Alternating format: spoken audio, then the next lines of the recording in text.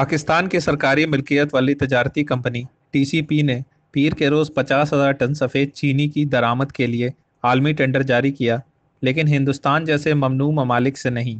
ہندوستانی sugar industry نے اس اقدام کو پڑوسی ملک کے لیے بدقسمتی قرار دیا ہے۔ چینی کی درآمد کے لیے یہ تیسرا tender trading corporation of Pakistan T C P سے شروع ہوا ہے۔ اس سے پہلے 50,000 ٹن کے 2 ٹینڈر جاری کیے گئے تھے، لیکن قیمت زیادہ ہونے کے سبب میں ان ٹینڈر کو خارج کرنا پڑا تھا۔ پیداوار کی قلت کا سامنا کرتے ہوئے پاکستان چینی کی درآمد کی کوشش کر رہا ہے تاکہ دستیابی میں اضافہ ہو اور خوردہ قیمتوں پر قابو پایا جا سکے، جو پاکستانی روپے فی کلو تک بڑھ گیا ہے۔